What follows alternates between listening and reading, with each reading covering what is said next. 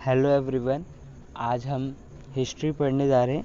History में हमारी जो हिस्ट्री होती है, हमें सबसे पहले ये पता होना चाहिए कि जो हमारी हिस्ट्री होती है वो 3 प्रकार की होती है। मतलब तो उसको हमने 3 पार्ट में डिवाइड करते हैं। कौन कौन से? पहली ancient history, second medieval history and third one modern history. Ancient history को भी हमने क्या किया, 3 पार्ट में डिवाइड किया है। कौन कौन से? देखिए, एंशिएंट हिस्ट्री को हमने 3 पार्ट में डिवाइड किया है। Palaeolithic, Mesolithic and Neolithic. Okay, palaeolithic, Mesolithic and Neolithic. Palaeolithic को हिंदी में पूरा पाषाण काल भी कहते हैं। मेसोलिथिक को मध्य पाषाण काल और नियोलिथिक को नव पाषाण काल कहते हैं।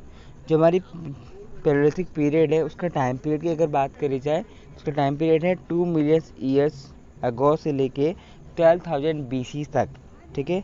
अब क्वेश्चन यहाँ पे ये कि 12,000 BC क्या है? BC मीन्स यहाँ पे बिफोर क्रिश्चियन, मतलब ईसा मसीह के जन्म से पहले। कितने साल पहले? 12,000 साल पहले हमारी कहलाती है पूरा पाषाण काल। ओके। इसके बाद सेकंड आएगा मध्य पाषाण काल, जो कब से कब तक है? 12,000 BC से लेके 8,000 BC तक। ओके। नेक्स्ट नव पाषाण काल हमारा 10,000 BC से लेके 8,000 BC तक। ओके। देखिए, मध्य पाषाण काल जो था वो 12,000 BC से लेके 10,000 BC तक था, और नव पाषाण काल हमारा 10,000 BC से लेके 8,000 BC तक। ओके, यहाँ तक। अभी जो हमारे तीनों पीरियड्स हैं, इन पीरियड्स को हमने कुछ और नाम से भी जाना जाता है। जैसे जो हमारा पैलेलिथिक पीरियड होता है, इसे हम स्टोन एज के नाम से जानते हैं। जो मेसोलिथिक पीरियड से हम कॉपर एज के नाम से भी जाना जाता है, और नियोलिथिक पीरियड हमारा व्हील एज के नाम से भी जाना जाता है। ओके। हमने से स्टोन एज क्यों कहा है? क्योंकि इस एज में, इस समय में, इस काल में हम क्या करते थे? पत्थरों का यूज़ करते थे। और मेसोलिथिक में हम कॉपर्स का यूज़ करते थे, एंड नवपाषाण में, नियोलिथिक में व्हील्स की हमने डिस्कवरी करी। ओके एवरीवन, आप एक एक करके डिस्कशन करते हैं पैलेलिथिक पीरियड में क्या क्या हुआ यहाँ पे। चलिए, क्या क्या हुआ हमारे पैलेलिथिक पीरियड में? फर्स्ट ऑफ ऑल हमने से क्या कहते हैं? स्टोन एज कहते हैं। ओके।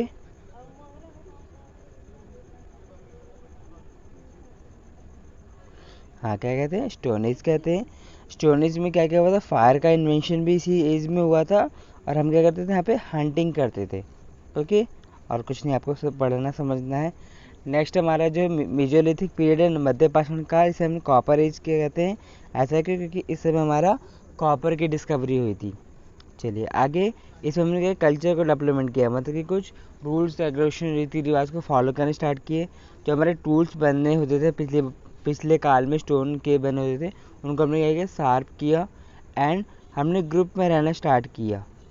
ठीक है, हमने ग्रुप में रहना स्टार्ट किया। मतलब कि जो हड़प्पा सभ्यता आई थी वो यहीं से आने स्टार्ट हो गई थी। क्लियर यहाँ तक? चलिए आगे बढ़ें। विलेज में हमने क्या किया था? घर बनाए ईंटों के, खेती करनी शुरू करी। और जब हमने पहले खेती करी, वो किसकी करी थी? राइस की। और उसी टाइम हमने पहला एक अपना पालतू जानवर भी पाला, जैसे हमने क्या पाला? डॉग को। ओके। ये सारी इन्फॉर्मेशन हमें बहुत सारी हिस्ट्री की बुक्स में, या फिर इतिहास का जो भारत आए, जिन्होंने देखा, अपनी किताबें लिखी, उस पर बात मिल जाएगी। तो कुछ विदेशी यात्री जो कि भारत आए थे, अब ज़रा हम उनके बारे में चर्चा करते हैं। जो मेन आए थे उनके बारे में अभी एक बार पढ़ते हैं। अगर ज़रूरत पड़ेगी, अभी मुझे लगता भी है कि आपको मैं एक बार मेडिवल में भी इन सभी के बारे में बताऊंगा। चलिए कोई नहीं, अभी फिर से पढ़ते हैं। विदेशी यात्री से मिलने वाले प्रमुख जानकारी। ऐसे विदेशी यात्री जो भारत आए और उन्होंने भारत के बारे में बहुत सारी बातें लिखी। ठीक है, उन सभी के बारे में हम बात करते हैं, उन्होंने भारत के बारे में क्या क्या लिखा। हेरोडोटस पहले व्यक्ति जो भारत आए थे। इसे इतिहास का पिता भी कहा जाता है। किसको? हेरोडोटस को। क्या आपको मिलेगा? हेरोडोटस। इसने अपनी पुस्तक हेरोडोटस में 5वीं शताब्दी ईसा पूर्व में भारत, फारस, ईरान के संबंध का विवरण किया है। इसने जो अपनी किताब थी कौन सी किताब इसकी? हिस्टोरिका। देखिए आप, हिस्टोरिका, जिसकी जो कि 5वीं शताब्दी में इसने पब्लिश करी थी। उसमें उसने उसने अपनी किताब में बेटा 5वीं शताब्दी के दौरान भारत और ईरान के संबंध के बारे में बताया है। पर लेकिन ये क्या थी? एक अफवाह पर आधारित है, मतलब कि इसका कंफर्मेशन उसको कहीं से नहीं मिला। उसने बस एक अफवाह सुनकर ये किताब में लिख दिया था कि भारत और ईरान के बारे में क्या क्या संबंध थे, अच्छे थे, बुरे थे, जो भी थे। ओके। चलिए आगे बात करते, चलिए नेक्स्ट की बात करते हैं अब यहाँ पे। इसके बाद कौन आया भारत यहाँ पे, इसके बाद नेक्स्ट आया यहाँ पे मैगिस्थनीज। कौन आया, मैगिस्थनीज आया।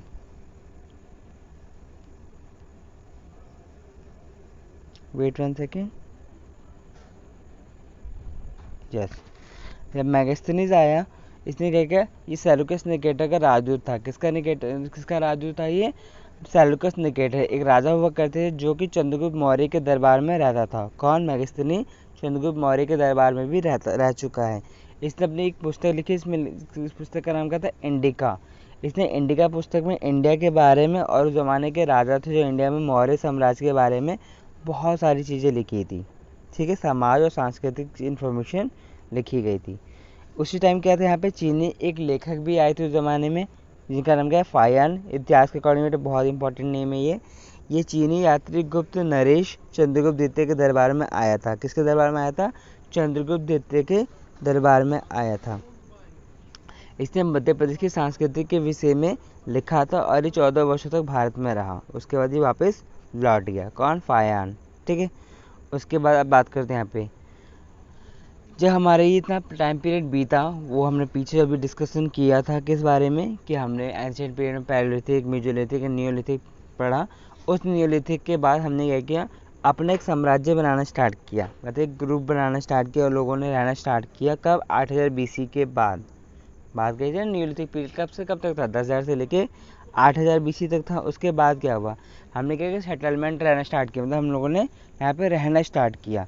कैसे रहना स्टार्ट किया, हम लोगों ने एक शहर बनाया, इसका नाम कहते हैं मेहरगढ़। ठीक है, मेहरगढ़ था, जो कि कब बनाया गया, लगभग 8000 BC के आसपास। वहाँ पे हमने क्या किया, मेहरगढ़ में पहली बार एग्रीकल्चर स्टार्ट किया। मेहरगढ़ में हमने किसकी खेती करी, यहाँ पे कॉटन कल्टीवेशन किया। ये कब की बात है, 7000 BC एगो ऑफ 7000 BC एगो BC years ago BC। It means यहाँ पे ये है कि 7000 साल पहले, ईसा मसीह के जन्म से पहले हमने एक शहर बनाया मेहरगढ़ नाम से। वहाँ पे हमने ये सारा काम करना स्टार्ट किया, रहना भी स्टार्ट किया। ओके, चलिए आगे बढ़ते हैं। आगे उसके बाद हमने क्या किया, कुछ अपनी सिविलाइजेशन स्टार्ट किया। सिविलाइजेशन मतलब कि रहना वगैरह स्टार्ट किया।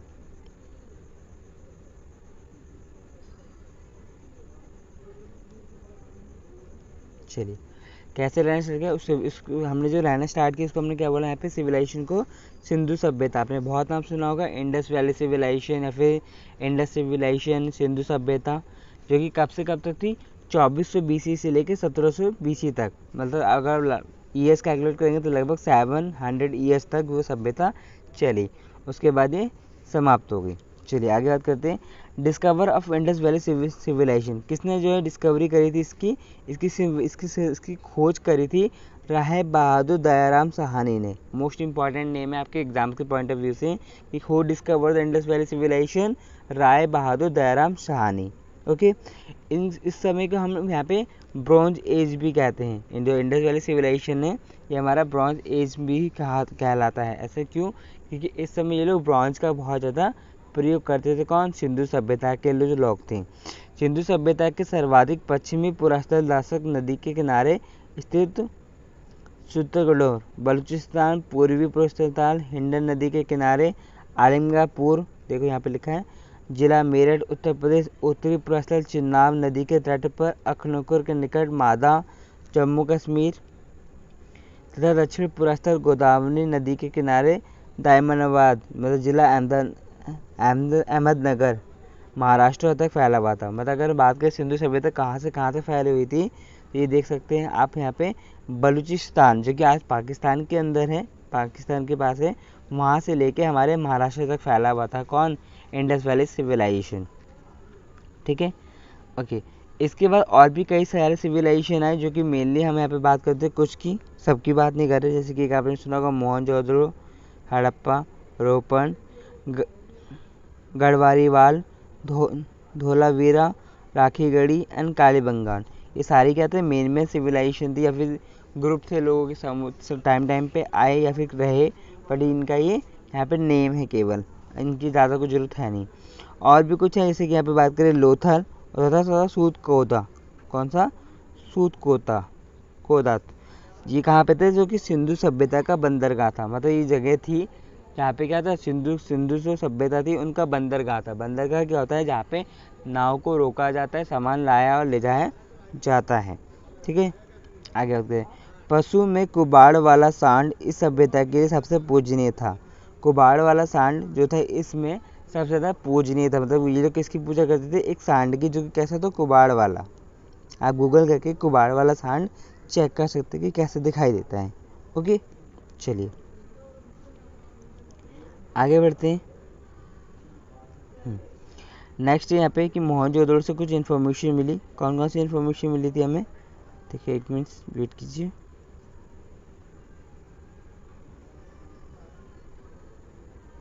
चलो, मोहनजोदड़ो से प्राप्त स्नानघर। मोहनजोदड़ो के टाइम पे जो सभ्यता आई थी उसमें मोहनजोदड़ो भी आई थी, जो कि हमने उसकी मूवी भी है हमारे बॉलीवुड में।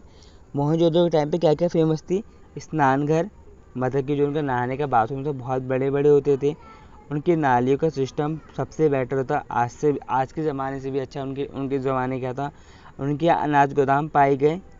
ठीक है, कहाँ पे? और ये किस लिए और ज़्यादा फेमस थी? इनके यहाँ पे बड़ी बड़ी इमारतें पाई गई। कहाँ पे? सिंधु सभ्यता में बड़ी बड़ी इमारतें पाई गई। मोहनजोदड़ो से एक सील पर 3 मुख वाले देवता भी पाए गए। जो देवता कौन से थे? हमारे पशुपतिनाथ की मूर्ति मिली। उनके चारों ओर हाथी, गेंडा, चीता और भैंसा विराजमान थे। मतलब कि इन जो भगवान जी मिले थे, इनके चारों तरफ ये सारे एनिमल्स की मूर्ति भी लगाई जाती थी। ओके, सिंधु सभ्यता में मुख्य फसल कौन कौन सी थी? गेहूं और जौ, याद रखिएगा। चलिए आगे बढ़े थोड़ा सा, देखिए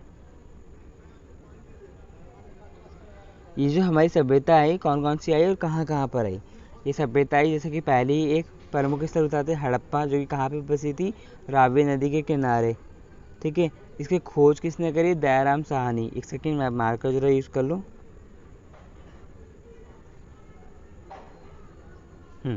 देखिए कौन कौन सी सभ्यता आई, कौन कौन से आई। जैसे हड़प्पा है पहले, कहाँ पे? रावी नदी के किनारे। इसकी खोज किसने करी? मोस्ट इम्पॉर्टेंट दयाराम साहनी एवं माधव स्वरूप वात्स्य ने इसकी खोज करी थी। कब करी थी?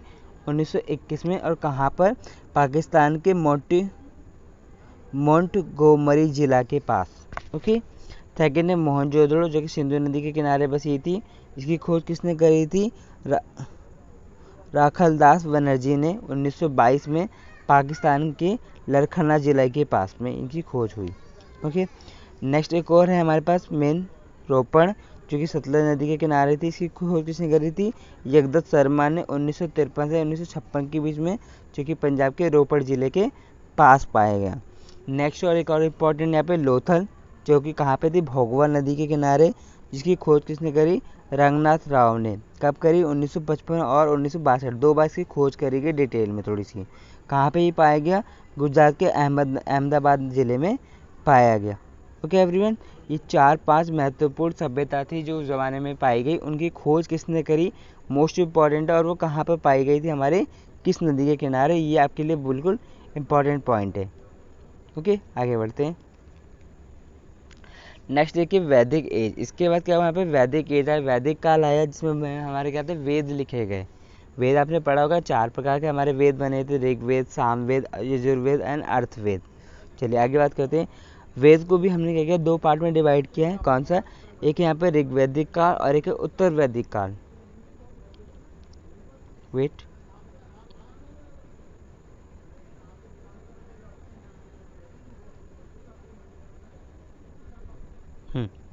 वैदिक काल को भी हमने 2 पार्ट में डिवाइड किया, ऋग्वैदिक काल और उत्तर वैदिक काल। ठीक है, ऋग्वैदिक काल का टाइम पीरियड क्या था? 1500 से लेके 1000 BC तक। और उत्तर वैदिक काल का 1000 BC से लेके 600 BC तक।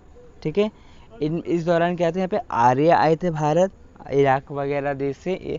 और आर्य की जो भाषा थी, कौन सी भाषा थी? संस्कृत भाषा थी। आफ्टर एंडिंग द सिविलाइजेशन यहाँ पे क्या था? सारे खत्म हो गए। जो भी हमने पढ़े ना, हड़प्पा, रोपण, लोथल, मोहनजोदड़ो, ये सब क्या खत्म हो गए। इसके बाद यहाँ पे आर्यंस आए भारत। Aryans are come from the Iraq. कहाँ से आए? इराक आए। और इराक से आए, जब इराक से आए तो उनके पास क्या थे? 4 पैर वाले जानवर आए थे, जो कि कहाँ पे आए थे, फिर कहाँ पे रहे सबसे पहले वो लोग, इंडस वैली सिविलाइजेशन या फिर इंडस नदी के किनारे पे रहे। ओके। आर्य सर्वप्रथम पंजाब एवं अफगानिस्तान में बसे। सबसे पहले कहाँ पे आकर रुके वो, पंजाब और अफगानिस्तान। ठीक है, आगे बात करते हैं। मैक्सवेल ने आर्यों का मूल निवास स्थान मध्य एशिया में कब माना है। जो मैक्सवेल नाम के वो थे, हिस्टोरिकल व्यक्ति थे जो हिस्ट्री के बारे में पढ़ते थे, उनका मानना था कि ये कहाँ से आए थे, मध्य एशिया से आए थे। आर्यों द्वारा निर्मित सभ्यता वैदिक सभ्यता कहलाई। जो आर्यों ने सभ्यता लिखी उस सभ्यता को हमने यहाँ पे क्या बोला, वैदिक सभ्यता। ठीक है, आगे बात करते हैं सभ्यताओं में, एक एक की बात करते हैं। वेदों के में सबसे पहले बात करते हैं ऋग्वैदिक काल की। ऋग्वैदिक काल समाज प्रमुख 4 वर्गों में बांटा गया था। जब ऋग्वैदिक काल आया उस समय क्या था, समाज को हमने 4 भागों में बांटा था। कौन कौन सा, ब्राह्मण, क्षत्रिय, शूद्र, वैश्य। ओके। आर्य समाज के लोगों अपने जीवन में 4 भागों में बांटा था। आर्य समाज के जो लोग थे उन लोगों ने अपने आप को, अपने जीवन को 4 तरीके से जीने के लिए डिसाइड किया था। कौन कौन से 4 तरीके यहाँ पे, ब्रह्मचार्य मतलब कि ब्रह्मचार्य की तरह रहेंगे। दूसरा गृहस्थ आश्रम, गृहस्थ आश्रम मतलब कि अपना शादी विवाह करके फैमिली में रहेंगे, फैमिली को देखेंगे। उसके बाद वनप्रस्थ, वनप्रस्थ मतलब कि फैमिली के बाद फैमिली थोड़ी सी बड़ी हो जाएगी, सब कुछ संभालने लायक होगी, तो उस समय वो फैमिली को छोड़ के वन की तरफ प्रस्थान कर लेंगे, वहाँ पे अपनी शिक्षा दीक्षा ज्ञान लेंगे। उसके बाद कौन सा आएगा हमारा, संन्यास आश्रम, मतलब उसके बाद जब उनको शिक्षा ज्ञान मिल जाएगा तो वो क्या करेंगे, संन्यास ले लेंगे दुनिया से, तो उनको फिर किसी चीज़ से मतलब नहीं रहेगा, फिर वो सन्यासी बन जाएंगे। आगे आर्यों का मुख्य पेय पदार्थ सोमरस था। उनका पीने का एक पदार्थ था जो कि सोमरस था। ये वनस्पति में बनाया जाता था, वनस्पति से बनाया जाता था कि पेड़ पौधों से बनाया जाता था ये वाला रस, हमारा सोमरस। ओके। आगे आर्यों का मुख्य व्यवसाय पशुपालन एवं कृषि था। क्या था उनका मेन काम, कि वो पशुपालन करेंगे और कृषि करेंगे। आगे बात करते हैं। आर्यों का प्रिय पशु घोड़ा था और सर्वाधिक प्रिय देवता इंद्र देवता थे। जो वेद थे मैंने आप लोगों को ऑलरेडी बता दी, 4 वेद थे, ऋग्वेद, यजुर्वेद, चतुर्वेद, सामवेद और अर्थवेद। ओके एवरीवन, चलिए आगे देखिए। जब ये हमारे क्या हुए, आर्य आए, उसके बाद यहाँ पे हमारे कुछ ये बने, क्या बने, महान बड़े बड़े राज्य बने। जैसे आज आपके यहाँ पे 28 राज्य हैं, उसी तरीके से उस ज़माने में 16 बड़े राज्य बने। इनको हमने नाम दिया यहाँ पे महाजनपदों का उदय। बुद्ध के जन्म के पूर्व 6ठी शताब्दी ईसा पूर्व में भारतवर्ष में 16 महाजनपदों का बंटवारा हुआ। इसकी जानकारी हमें बौद्ध ग्रंथ अंगुत्तर निकाय से मिलती है। ठीक है, ग्रंथ का नाम ही है बौद्ध धर्म के, उसमें हमें इन्फॉर्मेशन मिलेगी 16 जिले बने थे या फिर 16 बड़े राज्य बने थे हमारे देश में। कौन कौन से मैं आपको नाम बता रहा हूँ कि करके, और ये कहाँ कहाँ पे थे। मोस्ट इम्पॉर्टेंट है, आपको लर्न होना बिल्कुल कंपल्सरी है। अगर आपको लर्न नहीं होगा तो आपके लिए ज़्यादा प्रॉब्लम रहेगा इसमें।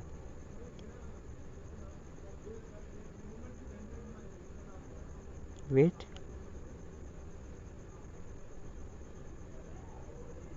चलिए पहला कौन सा राजा था यहाँ पे, अंग मतलब राजधानी राज्य बना, महाजनपद बना अंग, जो कि इसकी राजधानी क्या थी यहाँ पे, चंपा। जो कौन सा एरिया था हमारा, भागलपुर मुंगेर बिहार वाला, जो आज भी ये जगह भागलपुर बिहार में। दूसरा मगध, ठीक है, जिसकी राजधानी क्या थी, गिरिब्रज या फिर राजगृह इसकी राजधानी थी, जो कि पटना गया बिहार। ये जगह भी आज भी है, इसका आधुनिक नाम यहाँ पे दिए बताया गया आपको। काशी जो कि बनारस के आसपास उत्तर प्रदेश वाला एरिया। वत्स कौशाम्बी को बोला गया जो कि इलाहाबाद के पास वाला एरिया था। 5वां बेटा वजी जो कि वैशाली या फिर निदेय या फिर मिथिला इसकी राजधानी बनी। और ये कहाँ पर हमारे मुजफ्फरनगर दरभंगा के आसपास का क्षेत्र।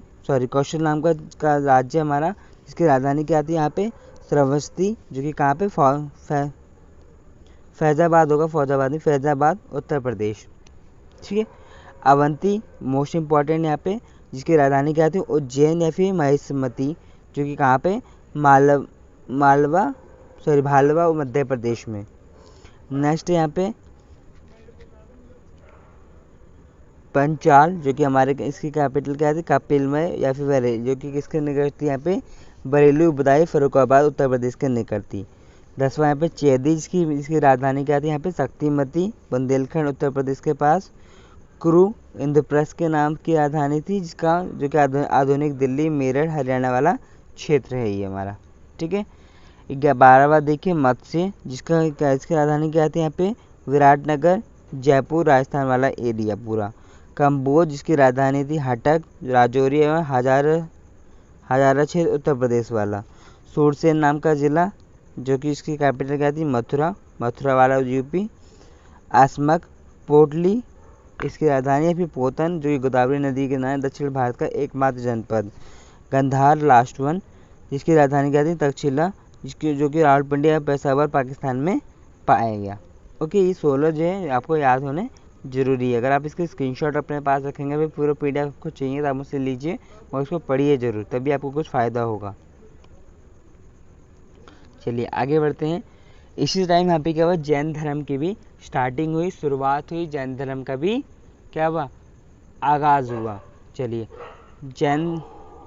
जैन धर्म के संस्थापक में प्रथम तीर्थंकर थे यहाँ पे ऋषभ देव। मतलब जैन धर्म की स्थापना किसने करी थी, ऋषभ देव नाम के व्यक्ति ने स्टार्ट किया था। ओके, वेट 1 सेकेंड, आप हाईलाइट पेन ले लो।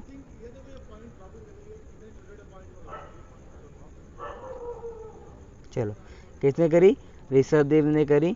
जैन धर्म के 23वें तीर्थंकर हैं यहाँ पे पारसनाथ थे, जो कि काशी के एक इक्ष्वाकु वंशीय राजा अश्वसेन के पुत्र थे।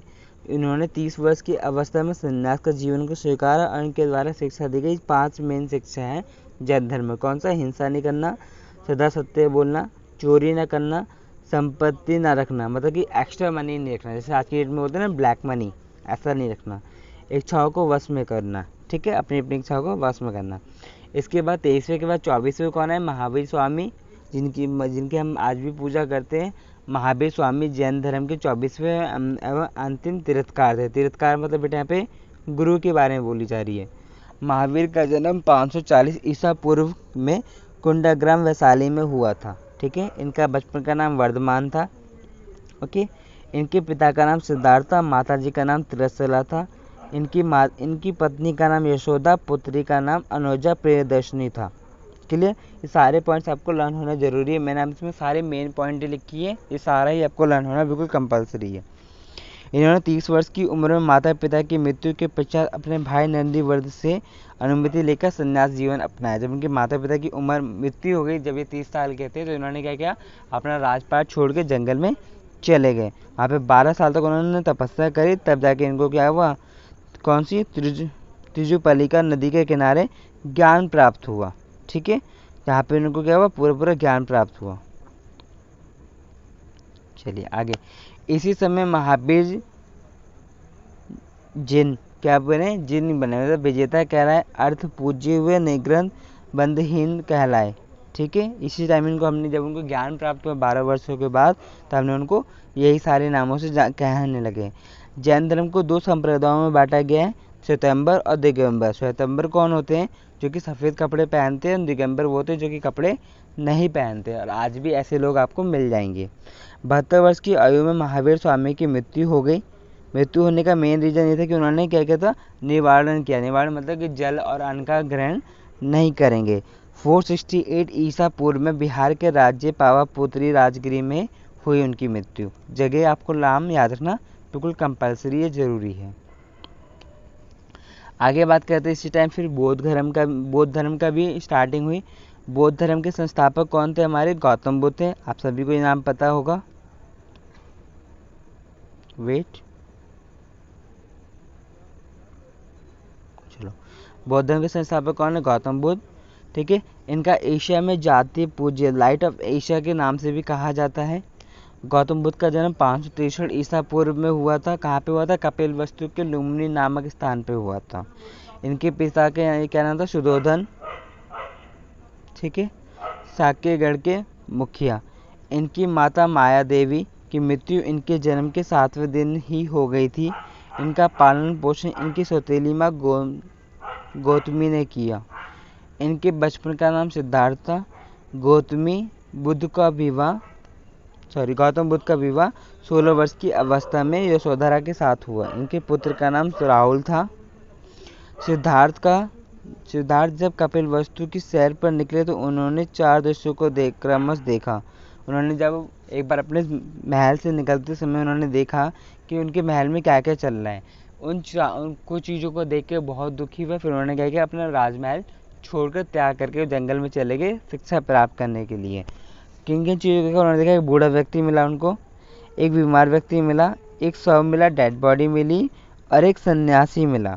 इन चारों से प्रेरित होकर दुख को देखकर उन्होंने राजपाट अपना छोड़ दिया। ओके, सांसारिक समस्याओं को छोड़कर उन्होंने 29 वर्षों की अवस्था में गृह त्याग कर दिया। 29 साल की उन्होंने अपना घर छोड़ दिया। सिद्धार्थ ने वैशाली के आरकालम से शिक्षा ग्रहण करी। कहाँ पे? वैशाली में एक जगह थी आलर कालम नाम से, वहाँ से उन्होंने शिक्षा ग्रहण करी।